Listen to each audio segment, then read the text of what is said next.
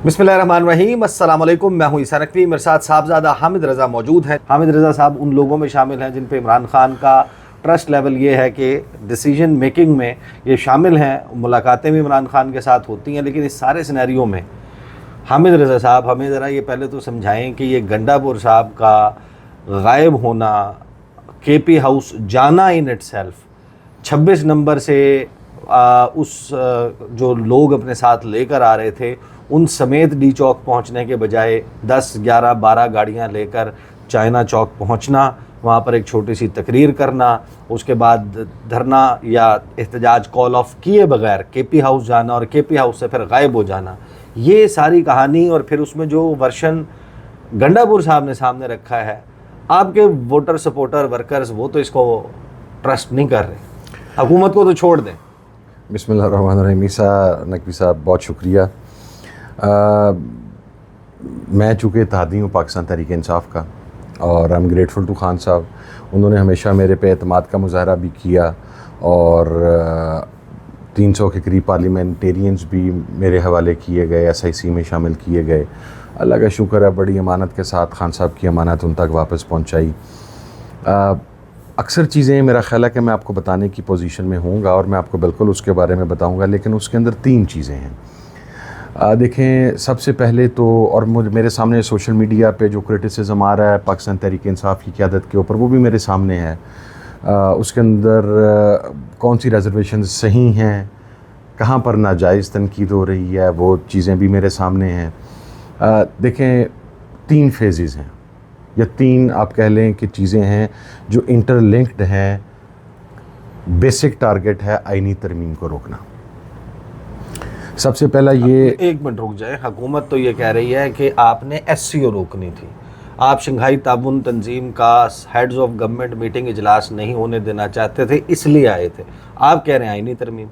हुकूमत की इस बात में उतनी ही सदाकत है जिस तरह 1 साल में गज़ा में होने वाली वहशियाना बमबारी के बाद हुकूमत को अब गज़ा में शहीद होने वाले मुसलमानों के हकूक़ याद आए हैं, और उन्होंने कॉन्फ्रेंस बुलाई जिसका फिर मैं भी उसके अंदर इनवाइटी था। Being the head of SIC, मैं और पाकिस्तान तहरीक इंसाफ के चेयरमैन गौर साहब नहीं गए। शंघाई ताउन तंजीम का जो सरबराही इजलास है, उसको रोकने की तो हमारी कोई हिकमत अमली और स्ट्रेटजी ही नहीं थी, और हम क्यों रोकेंगे? Give me one single reason कि उसको रोकने से हमें क्या फ़ायदा मिलता है। वो कहते हैं कि हुकूमत जो है वो उसका, अगर इंटरनेशनल आइसोलेशन ख़त्म होता है, पाकिस्तान में इन्वेस्टमेंट आती है, पाकिस्तान की मईशत दुरुस्त समत में काम करती है, तो तहरीक इंसाफ को ये सूट नहीं करता, इसलिए वो ये सब सबुताज करने के लिए कर रहे हैं। ये अगर आप कोरिया का को अंदर बैठे ये गुफ्तगू कर रहे होते तो समझ में आती, जहाँ के मुख्तलिफ़ ममालिक की एम्बेसीज़ नहीं है वहाँ के ऊपर। ईसा नकवी साहब, पाकिस्तान के अंदर हर मुल्क की एम्बेसी मौजूद है, और जो मुल्क की एम्बेसी है, अगर हुकूमत के इल्म में हो अपनी लूट मार के अलावा, अगर इनको इल्म में हो कि एम्बेसीज़ के फ़राइज़ क्या होते हैं, उसके फ़राइज़ सिर्फ एम्बेसडर का बैठना नहीं होता, उसके पास वो जिस मुल्क के अंदर बैठी होती है उसकी ग्राउंड की पल्स मौजूद होती है, वहाँ की पॉलिटिकल एलीट की एक एक डिटेल उनके पास मौजूद होती है, और हर एम्बेसी डेली बेसिस के ऊपर अपने मुल्क के अंदर वापस रिपोर्ट करती है।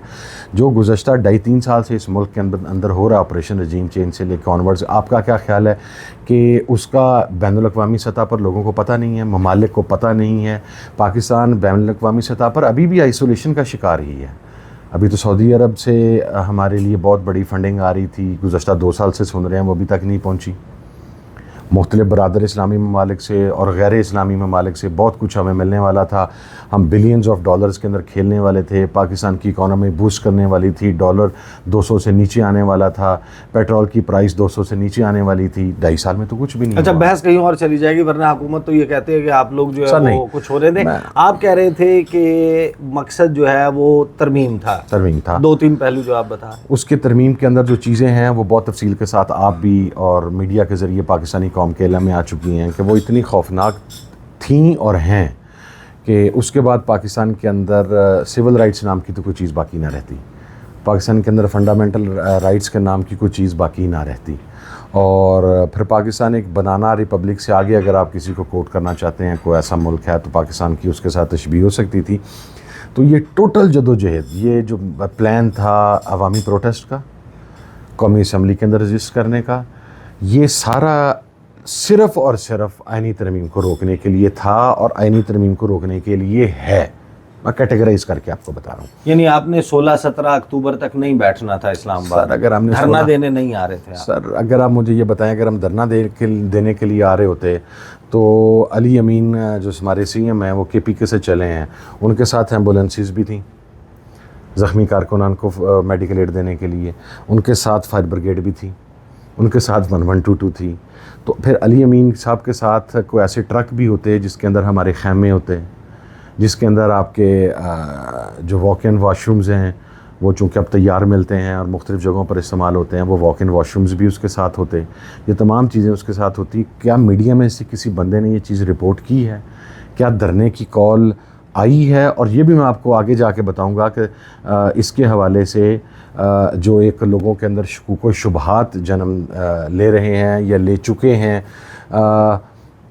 میں آگے جا کے آپ کو بتاؤں گا کہ ہماری ایکچوئل ہمارا پلان کیا تھا. اچھا, تو یہ جو 26 نمبر ہے یہاں تک علی امین گنڈا پور پہنچ گئے پوری ریلی لے کر, اس کے بعد وہ سری نگر ہائی وے سے ڈی چوک کی طرف بڑھنے کے بجائے ان کو وہاں پر چھوڑ کر مارگلا روڈ سے یا کسی اور روڈ سے کسی اور راستے سے بغیر روک ٹوک کے 15-20 منٹ 25 منٹ میں وہ مسافت جو کئی گھنٹوں میں طے ہونی تھی, جس میں آگے کنٹینرز تھے, بلاکیڈز تھی جن کو ہٹانا پڑتا, وہ کس طریقے سے ایک دم چائنا چوک پہنچ گئے؟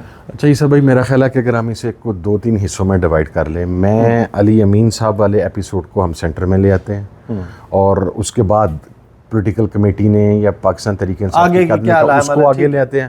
پہلا فیز ہے کہ پارلیمنٹیرینز کے حوالے سے اور لیجسلیشن روکنے کا پہلا سٹیپ کیا تھا. پہلے میں اسے 5-7 منٹس انشاءاللہ سم اپ کر دوں گا آپ کو. دیکھیں, جب گزشتہ ماہ گورنمنٹ لیجسلیشن لے کے آ رہی تھی تو وی نیرولی اسکیپڈ, اور I must give credit to Maulana Fazl الرحمان صاحب فار دیٹ کہ ہم نے ان کے ساتھ انگیج کیا. مولانا صاحب کی اپنی ریزرویشنز تھیں اور بہت کلوز مقصد معاملات پہنچ چکے تھے. ہمارے 8 سے 9 کے قریب ایم این ایز جو تھے وہ کڈنیپ تھے, اور جس دن اجلاس بلایا جا رہا تھا اور ہر 2 گھنٹے کے بعد اسے آگے کیا جا رہا تھا, رات 12 بجے تک یہی چیز چل رہی تھی. تو وہ آپ کی اطلاع کے لیے عرض کر رہا ہوں کہ اس دن ہمارے 7 ایم این ایز کو بڑے خفیہ طریقے سے لا کے تو پارلیمنٹ ہاؤس کے اندر کسی جگہ پر بٹھایا گیا تھا. وہ پہنچ چکے تھے 7 M N as Tehreek Insaf کے جو کڈنیپ کر کے اٹھائے گئے تھے, وہ وہاں پر پہنچ چکے تھے. اور آزاد والے نا 39 نہیں 41 نہیں سر, نہیں آزاد والے نہیں. میں اب آپ کو بندے کا نام نہیں بتاتا. اس دوران ایک اسپیشل کمیٹی جو پارلیمنٹ پر شب خون کے حوالے سے بنی تھی وہ چل رہی تھی. ججمنٹ ہی نہیں آیا تھا. نہیں سر, نہیں آیا تھا. میں وہ اب آپ کو اس کا جواب دینے لگا ہوں. ہمارے ان میں سے کچھ ایم این اے جب اٹھائے گئے اور اسپیشل کمیٹی کا ایک اجلاس چل رہا تھا, تو میں نے اسپیشل کمیٹی میں جو ایک حکومتی رکن ہے وہ چونکہ شب خون کے حوالے سے تھا, لیکن پھر یہ ایجنڈا آ گیا اس کے اوپر اسپیشل کمیٹی کے اندر. میں تھا, چیئرمین گور خان صاحب تھے, leader of the opposition Omar Ayub صاحب تھے, شبلی فراز صاحب تھے اور علی ظفر صاحب تھے. اسی طرح محمود خان اچکزئی صاحب تھے حکومتی پارٹی کی طرف سے, وہ رانا تنویر صاحب تھے, اسحاق ڈار صاحب تھے, اور حکومتی وزراء تھے پیپلز پارٹی کی طرف سے بھی تھے, نوید قمر صاحب. ہم بیٹھے تھے تو میں نے ایک حکومتی شخص سے پوچھا, میں نے کہا جی جو ہمارے لوگ کسی کیٹیگری میں فال نہیں کر رہے 10, آپ ان میں سے اگر کسی کو 2-4 کو اٹھا کے لے کے آ گئے ہیں تو ہمیں تو پھر بھی چلو کو سمجھ آئے گی کہ ان کا سٹیٹس جیسے ہے. جس طرح عادل بازئی کا وہ مشکوک قرار دے رہے تھے, چودھری الیاس کا مشکوک قرار دے رہے تھے, ہمارے کچھ اور ایم این ایز تھے, 10 تھے اس میں. تو یہ جو ہمارے ڈکلیئرڈ ایم این ایز ہیں وہ پی ٹی آئی کے اندر ہیں یا وہ ایس آئی سی ہیں, ان کو اٹھا کے آپ کو کیا فائدہ؟ تو انہوں نے یہ جواب دیا تھا, وہ منٹس آف دا میٹنگ میں موجود ہوگا اگر وہ نکلوا لیا جائے. تو انہوں نے یہ جواب دیا تھا, ہمیں اسے کوئی غرض نہیں ہے, ہم نے نمبر پورے کرنے ہیں, ہم ایک دفعہ انہیں ایوان میں حکومتی لابی والی سائڈ سے انٹر کریں گے, وہاں پہ انہیں کاؤنٹ کروا کے ہم وہاں سے واپس بھیج دیں گے. یہ معاملات پھر بعد میں عدالتوں میں دیکھے جاتے رہیں گے کہ وہ پی ٹی آئی کے تھے یا وہ انڈیپینڈنٹ تھے یا وہ ایس آئی سی کے تھے, تو ہم لے آئیں. آپ کی بات کے مطابق تو مولانا نے پھر گیم خراب کی. جی بالکل, میں نے اسی لیے کہا کہ کریڈٹ مسٹ گو ٹو مولانا صاحب, کیونکہ حکومت ہمارے ایم این ایس کو وہاں پر لا کے بیٹھی تھی, ہمارے علم میں تھا. ہم بھی اس کی ایک کاؤنٹر اسٹریٹجی بنا چکے ہوئے تھے, وہ حکومت کے علم میں نہیں تھی. صحیح, کہ ان کے فیملی کے ممبرز ہمارے پاس تھے جو ہمارے ساتھ لابی میں بیٹھے ہوئے. اب آپ یہ کہہ رہے ہیں کہ ٹھیک ہے, آپ 26ویں آئینی ترمیم کا راستہ وہ ہم نے ویسے روک لیا, یا اس میں وہ فرسٹ فیز میں آپ وہ فرسٹ فیز میں آ گیا. اب یہ ہوا کہ شاید غلطی ہو گئی. غلطی یہ ہوئی کہ وہ جو ہمارے ایم این اے اٹھائے گئے تھے وہ واپس بھجوا دیے گئے. جب وہ واپس بھجوائے گئے تو وہ ہمارے پاس آ گئے کیونکہ وہ فورسفلی وہاں پر لے جائے گئے تھے. کیونکہ ہمیں اندازہ ہے گھمن صاحب غائب تھے اور سعد اللہ بلوچ صاحب سعد اللہ بلوچ صاحب تھے, بہت 7-8 تھے. اچھا, وہ اس کے بعد جب ہمارے پاس آ گئے تو اس مرتبہ ہم نے انہیں محفوظ کر لیا. اب وہ ہمارے پاس محفوظ ہیں, صحیح, اور وہ نہیں ملیں گے. وہ استقامت کے ساتھ عمران خان کے ساتھ کھڑے ہوئے ہیں. ابھی ہوا یہ کہ ایک اگر آپ نے ان کو محفوظ کر لیا پھر تو استقامت کے ساتھ نہیں, ڈنڈے کے ساتھ. نہیں سر, وہ دیکھیں جس دن اگر انہوں نے ریلیز کیا جہاں پر وہ لے جائے گئے تھے, جب ان کو چھوڑا گیا تو وہ پارلیمنٹ لاجز میں واپس پہنچے. صحیح, پارلیمنٹ میں لاجز میں واپس پہنچنے کے بعد انہوں نے خود پاکستان تحریک انصاف کی لیڈرشپ کے ساتھ رابطہ کیا کہ بھائی جان ہمیں فورسفلی اٹھا لیا گیا تھا, ہمارا کچھ کر لیں. اچھا, وہ کسی بھی جگہ پر زور زبردستی سے نہیں گئے, اپنی مرضی کے ساتھ گئے ہیں اور اپنی فیملیاں ساتھ لے کے گئے ہیں. اچھا, اب ان کی فیملیاں بھی ان کے ساتھ ہیں, وہ الحمدللہ محفوظ ہیں. اب جو پیڈ ویکیشنز چل رہی ہیں, نہیں پیڈ بھی نہیں, اپنے خرچے کے اوپر بیٹھے ہیں, لیکن وہ مقصد صحت افزا مقامات کے اوپر ہیں. وہ ایک جگہ پر شمالی علاقہ جات کی سیر, وہ سر شمالی سے بھی کہیں آگے سمجھیں. وہ بہت اچھا. میں اب اس میں آپ کو ایک بات بتاؤں, یہ ایک تو کرٹیسزم جو آیا ہے ایم این ایز کے اوپر یا مختلف لوگوں کے اوپر, اس میں آپ کو بات کلیئر کر رہا ہوں. ابھی ہمارے کچھ ایم این ایز ایسے ہیں جن کے بھائی بیٹے اٹھائے ہوئے ہیں. صحیح, لوگوں کو شاید چونکہ کچھ چیزیں آپ پبلک کے اندر لے کے نہیں آتے تاکہ پینک نہ آئے یا کوئی ایسی سچویشن نہ آئے, بہت سارے لوگوں کو احساس نہیں ہے کہ ہمارے تمام ایم این ایز اس وقت کس کیفیت سے گزرے. میرا اپنا بھائی 5-6 دن کے بعد ملا ہے, جو ہوا اس کے ساتھ میں اگر آپ کو دکھاؤں تو آپ پریشان ہو جائیں گے. ٹھیک ہے, ابھی میں نے آپ کو بتایا کہ کچھ ایم این ایز کے جو فیملیز ہیں انہیں ہراس کیا جا رہا ہے. شیخ وقاص اکرم ہو, عمر ایوب خان ہو, اسی طریقے سے ہمارے جتنے پارلیمنٹیرینز ہوں, یو نیم اٹ, شہرجار افریدی ہو, علی محمد خان ہو, شاندانہ گلزار ہو, آپ کو نہیں میں بتا سکتا کہ اس وقت کس کس کے ساتھ کیا کیا کچھ ہو رہا ہے. اور ہم انہیں مسلسل ایک جگہ سے دوسری جگہ وہ مقصد دے دیتے ہیں. وہ ایک بلاک بنایا ہوا ہے, وہ سارے محفوظ ہیں وہاں پر. اب سب سے پہلا تو یہ فیصلہ کیا گیا کہ اب میں آج آپ کو دوسری نیوز بریک کر رہا ہوں. 8 تاریخ اور 9 تاریخ اس ماہ کی, یعنی آج اور گزشتہ روز حکومت نے اجلاس بنانے کا فیصلہ کر لیا تھا. اچھا جی بالکل, 8-9 اکتوبر کو اجلاس ہونا تھا, تیاری مکمل تھی. آج میں 9 کو یہ بات آپ کو اس لیے بتا رہا ہوں کہ آپ کے توسط سے میں پاکستان تحریک انصاف کے کارکنان کو مبارکباد بھی دینا چاہتا ہوں. میں ان تمام ایم این ایس کو بھی مبارکباد دینا چاہتا ہوں, اور میں پاکستان تحریک انصاف کی قیادت کو اور عمران خان کو مبارکباد دینا چاہتا ہوں کہ اب اس مرتبہ گزشتہ روز اور آج 9 تاریخ کو حکومت دوسری مرتبہ فیل ہوئی ہے آئینی ترمیم لانے کے اندر.